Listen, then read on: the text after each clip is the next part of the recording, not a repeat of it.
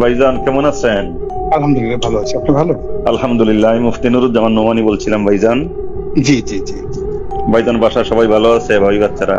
জি জি সবাই ভালো আছে। আচ্ছা, আমি ছোট্ট একটা জিনিস জানতে চাচ্ছিলাম ভাইজান আপনার কাছ থেকে, যদি অনুমতি দেন তাহলে আমি একটু বলবো আর কি। বলেন। আমরা ইসলামী অঙ্গনে যারা আছি আমরা সবাই তো আপনার ভক্ত, আমরা আপনাকে অনেক মহব্বত করি। আপনার সুন্দর চমৎকার উপস্থাপনা, বাচন ভঙ্গি, সুন্দর বলতে পারেন, সুন্দর লিখতে পারেন, আপনাকে নিয়ে আমরা স্বপ্ন দেখি। তো এই যে হাসিনা পালানোর আগ পর্যন্ত আপনার যে ভূমিকা দেখলাম চমৎকার, এখন আবার তার পতনের পরে আপনার লেখাগুলা বলাগুলা কেমন জানি মনে হইতেছে। এর মধ্যে আজকে আবার একটা লেখা দেখলাম আপনার, যে এটা নীরব বিপ্লব ঘটিয়েছে জামাত, এই যে লেখাটা দিছেন, আপনি লেখছেন পুরাডার বলার দরকার নাই, আপনি তো যা লেখছেনই। কিছু বুঝতেছি না, এই জন্য আপনার কাছ থেকে জানতে চাচ্ছিলাম যে ঘটনাটা কি, আসলে কি আমরা বুঝতে পারতেছি না নাকি আপনি আমাদেরকে বুঝাইতে পারতেছেন না? আপনি তো আপনারা বুঝতে পারতেছেন না, কারণ হলো কি, যেভাবে খোলামেলা বললে আপনারা বুঝতে পারেন ওইভাবে খোলামেলা বলা সম্ভব না। জি। তো যার জন্য যে জিনিসগুলো বলছি, এখন তো সবাই তো ইউনূস সাহেবকে তেল মারতেছে, আওয়ামী লীগের গালি দেওয়া তো খুব সহজ একটা বিষয়। তখন আসলে আমরা আরো ভয়াবহ বিপদের দিকে এগোচ্ছি। মনে করেন যে বিরাজনীতিকরণ, এখন যে জিনিসটা হচ্ছে এটা হলো বিরাজনীতিকরণ। এখন আওয়ামী লীগের শেষ করা হয়েছে, ঠিক আছে, জি, শেষ করা হয়েছে। এখন জামাতকে পৌঁছানো হবে, তারপরে বিএনপি কে শেষ করা হবে, এরপরে রাজনীতির পুরো অঙ্গনটা শূন্যতা বিরাজ করবে। তখন এনিথিং মাইট হ্যাপেন, যে কোনো সময় যে কোনো ঘটনা ঘটে যেতে পারে, বুঝতে পারছেন? জি জি জি। এই জন্য বাংলাদেশে একটা রাজনৈতিক পরিস্থিতিটা, রাজনীতি যেন করতে পারে মানুষ, এই জন্য মনে হতো আমি একটা সচেতনতা সৃষ্টি করছি। আলহামদুলিল্লাহ আলহামদুলিল্লাহ। এর বাইরে আমার করি না। এখন আপনি তো ওয়াজই করতে না পারেন, ওর যদি মেম্বারে গিয়ে কথাই বলতে না পারেন, এখন তো তবু বলতে পারতেছেন, এটা তো বেশি দিন বলতে পারবেন না। কিন্তু এখন যদি মুখ বন্ধ রাখেন এবং না শোনার ভান করেন, এবং যদি হয় এই যে চ্যাংরা ফুলাফানরা যা কিছু করতেছে, আপনি যদি এইটার সাথে সাথে লাফান যে স্বাধীনতা পেয়ে গেছি, জি, তার জন্য এটা হলো যে মাথা ঠান্ডা রেখে প্রত্যেকটা জিনিসই আমার আল্লাহ আমাকে যতটুকু হিকমা দিয়েছে, আমি আমার মতো স্থানকাল পাত্র ভেদে ওই জিনিসগুলো বলে যাচ্ছি, বুঝতে পারছেন? জি জি জি। এখানে জামাত সবসময় একটা ঐতিহাসিক ভুল করেছে, সবসময়, এখন শুরু থেকে। জি। তারা ব্রিটিশ আমলে সারা জীবন ব্রিটিশদের বিরোধিতা করছে, যখন দুই ভাগ হয়ে যাবে তখন পাকিস্তানের বিরোধিতা করেছে। আচ্ছা, গেল, এরপর পাকিস্তানে তারা ঢুকতে পারে নাই, পাকিস্তানে আসছে, ভারতও তাদেরকে রাখে নাই, তারাই দিছে। পাকিস্তানে আসছে, পাকিস্তানে তাদের বিরুদ্ধে আবুল আল্লাহ মওদুদি সাহেবকে ফাঁসি দেওয়া হয়েছে, ফাঁসির অর্ডার দিয়ে দেওয়া হয়েছে, গেল এটা। বাংলাদেশে তারা আসছে, বাংলাদেশের পাকিস্তানের সাথে তার কোনো ভালো সম্পর্ক ছিল না। হঠাৎ করে ওই মুক্তিযুদ্ধের 3-4 মাস আগে হঠাৎ করে টিক্কা খানের সাথে তাদের বন্ধুত্ব হয়ে গেল, এই রাজাকার আলবদর আশ্বাস, বুঝতে পারছেন? জি। এই হলো অবস্থা। বাংলাদেশেও একই ঘটনা। এই যে এখন যে দেখেন, এই বর্তমান সরকারের সাথে সবচেয়ে ভালো মহরম সম্পর্ক হলো জামাতের। তো এদের কারোর সাথে কিন্তু এর কোনো পরিচয় ছিল না, সম্পর্কই ছিল না। তারা এই জামাতকে ডাইকে নিয়ে, যেহেতু তাদের সংগঠন আছে, লোকজন আছে, তারা তাদেরকে ব্যবহার করতেছে। ব্যবহার করার ফলে আলটিমেটলি বিএনপির সাথে তাদের সম্পর্ক অনেক জায়গাতে গন্ডগোল লেগে গেছে, বিভিন্ন সরকারি অফিসগুলো, যে এক জায়গায় জামাত ঢুকতে চাচ্ছে, আরেক জায়গায় বিএনপি ঢুকতে চাচ্ছে, বুঝতে পারছেন? জি। এই জিনিসগুলো তো আমি বুঝতে পারতেছি, অনেকগুলো আমি কিভাবে মুখ বন্ধ করে রাখবো বলেন? না, আসলে জামাত এর সাথে বিএনপির যে দূরত্ব সৃষ্টি হয়েছে, আপনি বলতেছেন যে এক জায়গায় বিএনপি ডুববার চাইতেছে, আরেক জায়গায় জামাত ডুববার চাইতেছে, আসলে কি এর কোনো নিশ্চিত নিউজ আপনার কাছে আছে? হাজার হাজার হাজার হাজার হাজার, একটা দুইটা না, পুলিশ সচিবালয় থেকে শুরু করে অন্য সব জায়গাতে এই ঘটনাগুলো ঘটতেছে। তো একজন বুদ্ধিজীবী বা সচেতন রাজনীতিক বা সাবেক এমপি হিসাবে আপনারও তো কিছু ভূমিকা নেওয়ার আছে। এই মুহূর্তে সবাই তো আপনাকে একজন, এই কথাগুলো আমার ভূমিকা নেওয়ার মানে, আমি তো ভূমিকা কেন্দ্রীয় পর্যায়ে আমার কোনো, এখন এরা কেউ আমার কথা শুনবে। আপনি যে লোক ধরেন এখন স্বাস্থ্য বিভাগের ডিজি হবে, কথায় কথা জামাতের লোক, বা একটা পোস্ট হবে, সেখানে বিএনপির 10টা লোক ঢুকতে চায়, তো এইটা তো এরা তো তারেক রহমানের কথাও শুনতে চায় না, জামাতের আমিরের কথাও শুনতে চায়। তার যতটুকু ক্ষমতা যেখানে আছে এই জায়গাগুলোতে তারা এইভাবে ওই কাজগুলো করতেছে, এটা কোনো সেন্ট্রাল কমান্ডে হচ্ছে না। বুঝতে পারছেন? জি। এগুলো নিয়ে অনেকগুলো সমস্যা তৈরি হয়েছে দেশে, যেটা আমাদের অর্থনীতি, ব্যাংকিং, সমাজ ব্যবস্থা সবকিছু এলোমেলো করে দিচ্ছে। ঠিক আছে, এখন আপনার কাছে আমার একটা অনুরোধ, আপনি তো খুব ভালো মতোই জানেন দীর্ঘদিন যাবৎ এই দেশের মধ্যে জামাত ইসলামী একটা নির্যাতিত দল। আপনি অনেক লেখছেনও এই বিষয়ে ভাইজান।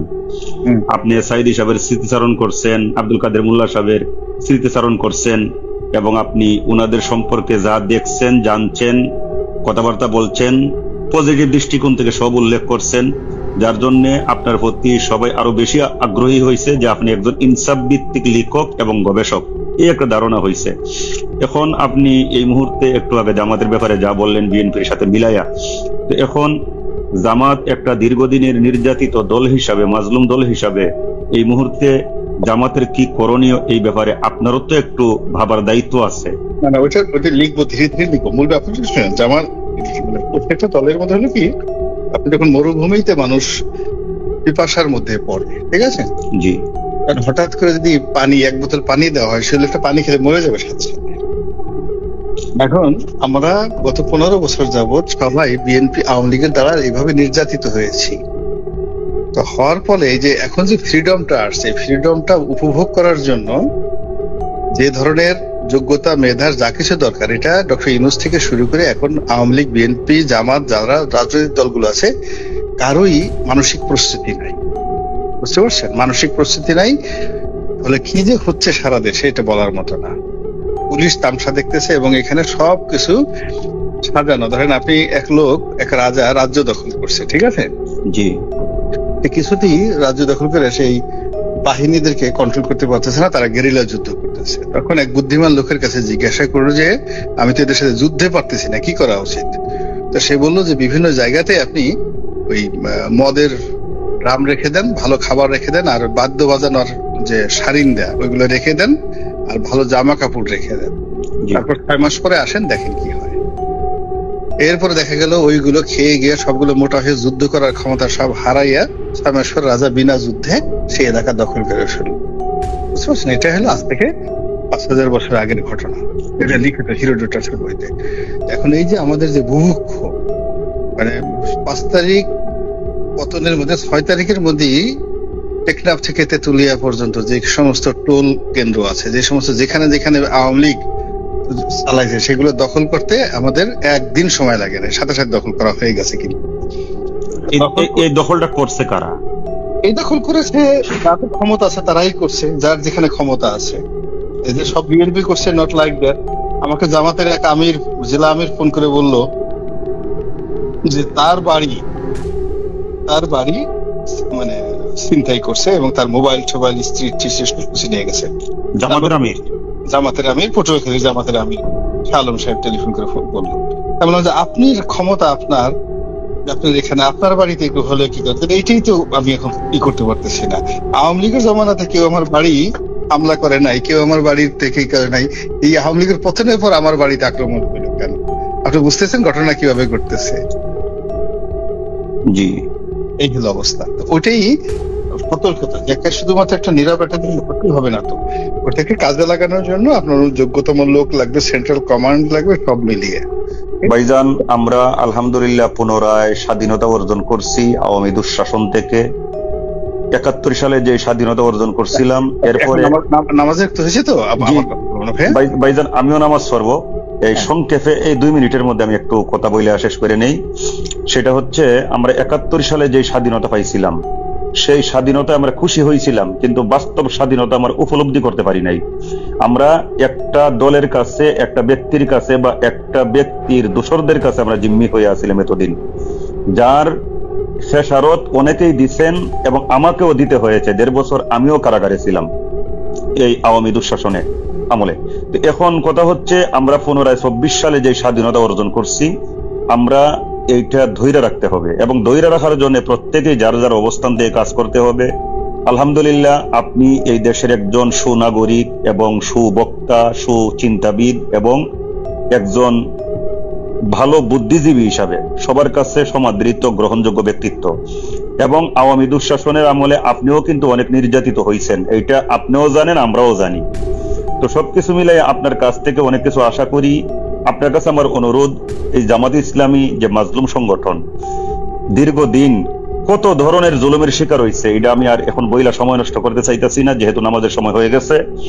আপনার কাছে আল্লাহর ওয়াস্তে অনুরোধ ভাইজান, এই দেশটা সুন্দর রাখবার জন্য আপনার কিছু ভূমিকা রাখতে হবে। যদি জামাত ইসলামের যে সম্মানিত দায়িত্বশীলগণ আছেন, কেন্দ্রের, মহানগরের সব দায়িত্বশীলরা আলহামদুলিল্লাহ আপনারা চিনে, আপনি যদি ওনাদের সাথে কথা বলতে চান, আমার মনে হয় সবাই আপনার সাথে কথা বলতে আগ্রহী হবে। তো জামাত ইসলামের কিঞ্চিত আপনার ওই যে আমিরও তো আমার বাসায় গেছে, মানে বাসায় গেছেন, একটা শফিক গেছে, সেলিম সাহেব গেছে, এরা সবাই গেছে আমার বাসায়, অফিসে সবাই আসছে। ঠিক আছে, আমার দিক থেকে যতটুকু করার করবে ইনশাআল্লাহ। আমার অনুরোধ এইটাই ভাইজান, জামাতের যেন উপকার হয়, আপনি ওই ধরনের ভূমিকা রাখেন, কারণ জামাত যেন আর পুনরায় কোনো জুলুমের শিকার না হয়, আপনি সেই দিকে লক্ষ্য রেখে একটু বলবেন, কলম চালাইবেন, এটাই আপনার কাছে আমার অনুরোধ। আমরা যেন ব্যতীত না হই। এখন যেখানে পা দিচ্ছেন এখানে দেয়ার ইজ নো ওয়ে, আপনি যেখানে আপনি গেছেন এখান থেকে দুর্ভোগ না পোহে আপনি ফেরাইতে পারবেন না। অলরেডি জামাত ফাঁদে পা দিয়েছে, বুঝতে পারছেন এটা? তাদের তো ক্যান্টনমেন্টে যাওয়াটাই ঠিক আছে। আপনি যে হঠাৎ করে পলাতক অবস্থা থেকে সেনা প্রধান করার পর সঙ্গে সঙ্গে ক্যান্টনমেন্টে দাওয়াতে গেল, আপনি কাজ করতে অনুমতি নিয়ে গেছিলেন, মজলিসের বোর্ডে হয়েছে, সাধারণ জনমত ছাড়া সেখানে গেছেন কেন? না, সেই দাওয়াতে তো প্রত্যেক রাজনৈতিক দলের দায়িত্বশীল না প্রত্যেক রাজনৈতিক দলের যারা গেছে তারা সবাই দুর্ভোগ হবে। যারা গেছে বিএনপি, যারা গেছে জোনায়েদ সাকি গেছে, যারা গেছে, প্রত্যেকটা লোকের এই কর্মফল ভোগ করতে হবে। Just wait. আপনি একটা কাজ করেছেন, সেই কাজের তো ফল আপনাকে ভোগ করতেই হবে। মানে দিল্লি কি এইরকম প্ল্যান করতেছে আপনি বলতে চাইতেছেন?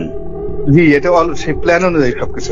সেই প্ল্যান কি আপনি সফল হইতে দিবেন? আপনারও কিন্তু ভূমিকা আছে, আপনিও কিন্তু বাংলাদেশে বিশাল একটা ফিগার এখন। না, আমার কোনো ভূমিকা নাই।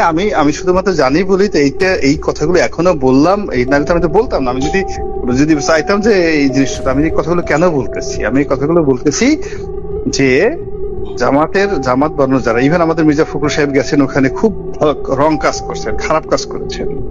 এই যে হুট করে ধরেন এখন এই যে 24 ঘন্টার মধ্যে ফালু চলে আসছে বাংলাদেশে, গিয়াসউদ্দিন আল মামুন মুক্তি পেয়েছে এবং তারা ঘোরাফেরা করতেছে। আপনি বুঝতে পারছেন এগুলো জনগণের কি পরিমাণ চলে আসবে? কিন্তু বিএনপি তো এখন আপনার দল, আপনি তো বিএনপির হাইকমান্ডের সাথে কথা বলতে পারেন।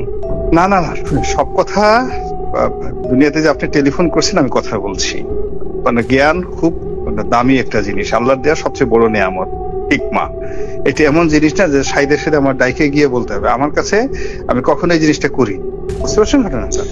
না, সাইদা বলা না ভাইজান, কিন্তু দেশকে ভালোবাসলে, দেশের মানুষকে ভালোবাসলে কিছু কিছু কাজ সাইদাই করতে হবে। আপনি যখন একটা বিপদের লক্ষণ দেখবেন, তখন এই বিপদ থেকে সবাইকে মুক্তি দেওয়ার জন্য সেই কাজ করতেছি, সেই কাজ আমার অ্যাঙ্গেল থেকে যেটা খুব সফট ওয়েতে লিখতেছি, বলতেছি সব ওয়েতে। এখন যদি কেউ জিনিস সেটা না বুঝে, এই যে আমি ডক্টর ইউনূস সম্পর্কে ডাইরেক্ট সরাসরি বলতেছি যে হি ইজ ইন রং, ভুল কাজ করতেছে, যে কাজগুলো করতেছে একটা কাজও সঠিক হচ্ছে না, সে বিপদে পড়বে। এখন এই কথাগুলো এই সময়টাতে আমি যদি না বলে তারে বলি যে সে 100% রাইট, তাহলে আপনি তো তাকে গুকরা সাহেবের খাপার মধ্যে বলে দিলেন। না, 100% রাইট কাউকেই বলা যাবে না, কারণ মানুষ ভুল ত্রুটির ঊর্ধ্বে না। কিন্তু এই জন্য চতুর্দিকে আপনারা যারা আছেন, আপনাদের এখন দায়িত্ব আছে ভাই, অনেক একজন পদে আছে। এখন যে তাদের মধ্যে পড়ে গেছে, কেউ দায়িত্ব পালন করার মতো নাই, নো ওয়ান। মূল ব্যাপার হলো যখনই আপনার একটা এরকম অবস্থা সৃষ্টি হচ্ছে, আপনি আমার মানে এটা এই যে টোটাল প্রশাসন, রাষ্ট্র ব্যবস্থা সবকিছু সাজানো শেখ হাসিনার, সবকিছু মোদির। আপনি সেই ঘরের মধ্যে ঢুকবেন, ঢুকার আগে আপনি আমাদের সবার সাথে আলোচনা করে নেবেন না? সবাইকে নিয়ে তো ঢুকতে হবে। আলোচনা না করে আপনি ঢুকে গেছেন, ঢুকে গিয়ে আপনি বিপদের মধ্যে পড়ে এখন আমি আপনার ওখান থেকে কিভাবে বাঁচাবো? আপনি তো ঢুকে গেছেন ওর মধ্যে, বুঝতে পারছেন? জি, কিচ্ছু করার নেই এখানে। রাখি ভাইয়া। জি ভাইজান, ইনশাল্লাহ আবারও কথা হবে, দোয়া চাই। জাযাকুমুল্লাহ, আসসালামু আলাইকুম।